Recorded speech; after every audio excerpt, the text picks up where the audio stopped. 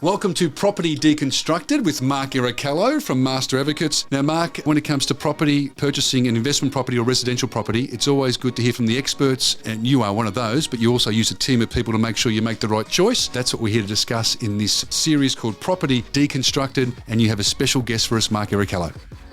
Andrew Hicks from IRS International. Yes. So he's a national manager of plumbing and electrical. And yes, from a buyer's advocacy perspective, I always recommend to our clients to have IRS, or if they don't use IRS, if they're in another state, they can find them, but getting a plumbing and electrical inspection report before they purchase property to occupy, or more importantly, invest in as well. Andrew, thanks for coming on, mate. Thanks for having me. And it's so important, the plumbing. We've spoken about electrical, which is the sort of the wiring of the home, of course, or the veins of the home. But imagine getting the plumbing wrong, Mark. You walk in and it's not working. It would be disastrous. One of our biggest issues that we find, and Andrew, you can explain in more detail, is that most of the time major structural issues start from a plumbing cause that was undetected. Could have been dealt with earlier on, less expensive, and other risks as well. Going back to the residential tenancy standards, I've mentioned it a lot of times. The reforms have changed. There's a lot of minimum standards in Victoria that need to be covered. They're in place, but they're being enforced as of next year, 2023.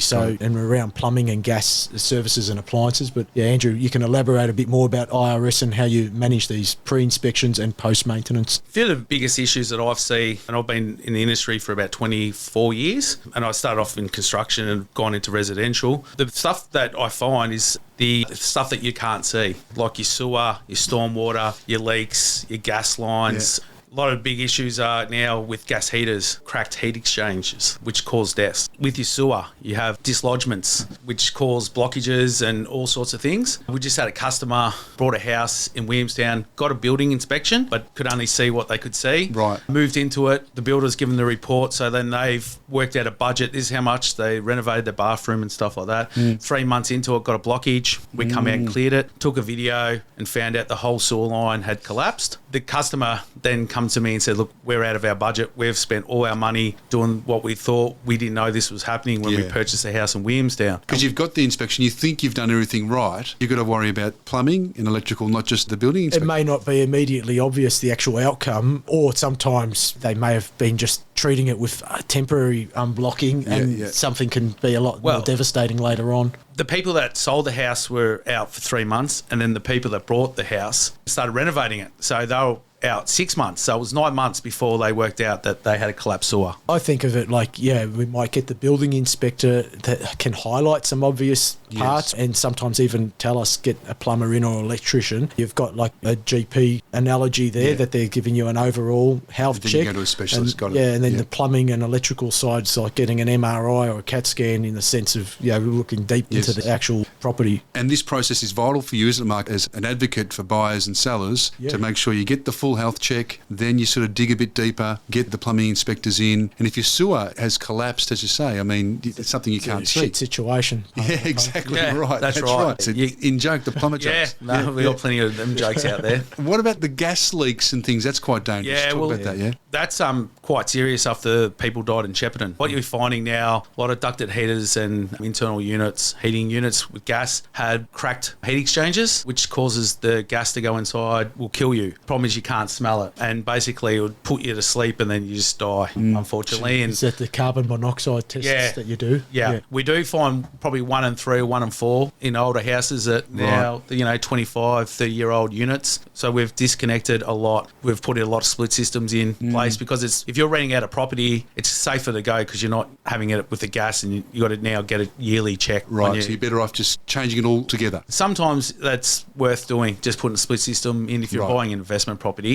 because you don't have to do the gas check on that, and you know that no one's going to die. That's huge. More importantly, protecting lives, and then at least if you're an investor, you can budget and foresee some of the issues by getting these checks done, and not sort of get bill shock when you're forced to do something. It's not a choice after. You have to maintain the property. You can't plead ignorant, and you can't say, well, I haven't got budget for that. It's an investment. It's operates like a business, and you've got a duty of care. So at least we go in prepared, a little bit less stress. We put it forward, and then the clients need to understand their own risk assessment if they want to move forward. Well said. It's about the bill shock. Doesn't mean you can't purchase the property, but at least you know what you're dealing with, and you'll map out a plan moving forward, Mark. We can say, okay, we've got this problem, but we can do it over the next few years. It sounds like stuff you need to address straight away. We'll get advice from the professionals, but after dealing with thousands of properties over the years and helping people manage rental investment properties, part of the service with the reporting, it's quite detailed, photographs, written report, just like your normal building inspection reports, and they'll include a quote estimate as well. It's an option. You can talk a bit more about what IRS do and I guess the standards of regulators and changes in the industry as well. The gas regulations have changed. They're going to police that by March next year, 2023. Basically, they've got us to now. You got up to March next year to change your ways. Right. And then you got to follow the new regulations. If someone isn't dealing with IRS, I guess, and having issues or concerns, regulators for plumbing and electrical, who would they go to? You'd go to the VBA and you'd report whatever issues you have. The main thing, Building Authority. Yeah, and the main thing is, like, when you're getting a company in, you want to make sure that there's a few cowboys out in the industry. They're trying to stop that at the moment, but there's a lot of unlicensed trades out there that take advantage of people and break the laws and not following the regulations because they're not licensed, so they don't see what's coming up in the future. They're not being trained to update their knowledge. No, so if you're a licensed person like I am, you'll get an email once a month from the VBA telling you what's coming up in the future, what laws are changing, and a lot of these people don't know. As a punter, do you just ask for the licence? What's the question you need to ask a tradie? Should be. You should. When Just you get ask, any "Can you show me person licence?" come in, are you a licensed person? You can go to the website and actually type in their name.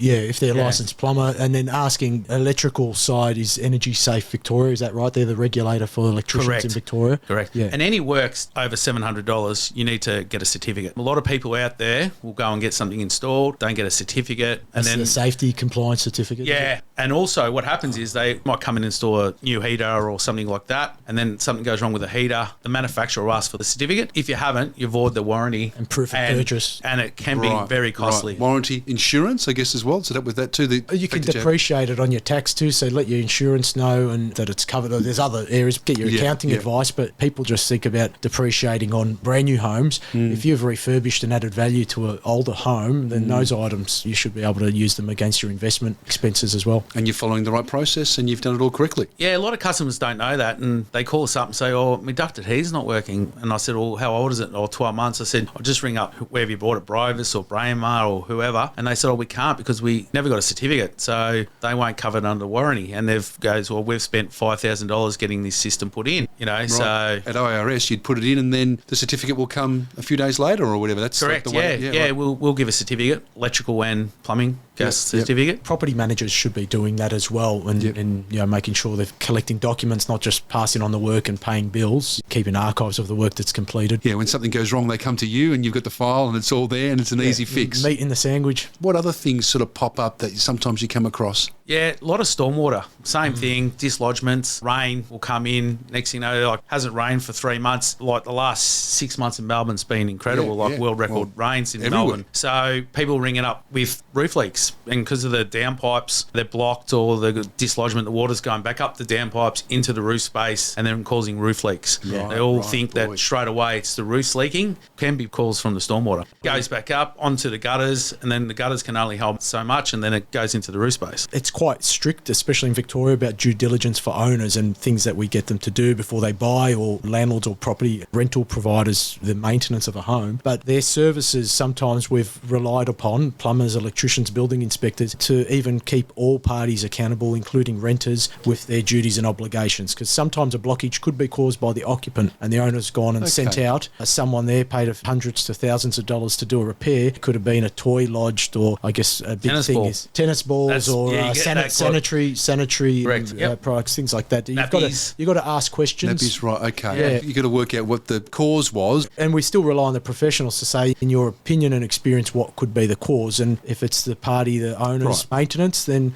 you take care of your obligations. We don't just come there and clean it, we also camera it, so we can take a video of the whole sewer line or the whole stormwater line. Little camera just gets in goes there. Down there and it goes up to 30, 40 metres. And nice. Yeah, Okay. you can see some weird things sometimes. We've seen cats and rats up there sometimes, and you look feeding the camera down and all of a sudden you see this thing looking at you. A live cat. Yeah. Right, Yeah, just get down there. yeah, had a kitten or a cat one day up the sewer pipe. Oh, yeah. right. So we should have Oh. started with the interesting stories. Yeah, that's Yeah. right. Yeah. Yeah. Do you have to? You're going to have to save the cat. Then you'd have to get in there and somehow. Most of the time they know Superman? how to get out because they just They know go what up they're to the doing. the Yeah. main sewer line. But yeah, we've seen Yeah. some weird stuff. Yeah. And that's the technology. We've had other guests talk about this. Yeah, Is the tech. technology exists now for you to get in there and identify all the problems. Years ago, you'd just be guessing. Before the cameras, we just guess Just what's jet wrong the with it. whole- Yeah, You right. just unblock it and then just think. But now you can see how many breaks there is, what's causing the breaks. Another big issue is trees are breaking sewers, but in this property that we're doing, they don't have any trees. It's coming from the neighbour's side. We get a lot of that too, which causes friction between That's the two. right. Yeah, it's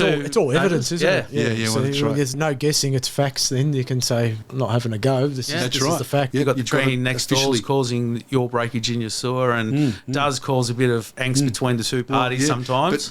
But such a good point. It's a fact. Then because the olden days you'd say it. No, it wasn't me, and whatever. Yeah. There's an official sort of document that says Yeah. that's what it is, and you just deal with it. Before we wrap up, your point about it can be avoided if you get in early. You can't see it. Isn't that a tragedy? If you let it go, it's going to cost you a ton of money. If you get in early, at least you're on the front foot. Yeah, definitely. Be proactive rather than reactive and Yeah. not have time. Yeah, and as that lady said to me, the client from Williamstown, she said, if I knew that sewers collapsed, I wouldn't have spent so much money in the inside. I got the sewer, which is Yeah, the most she important could thing. have planned. Put 5K Because you aside. can't use your shower or toilet because the sewer's not working. It was expensive. It was about $11,000 job. Tough. All right. Well, thanks for your time. Another great guest. Thank you, Yeah. Mark, for inviting Andrew Thanks, in. Andrew.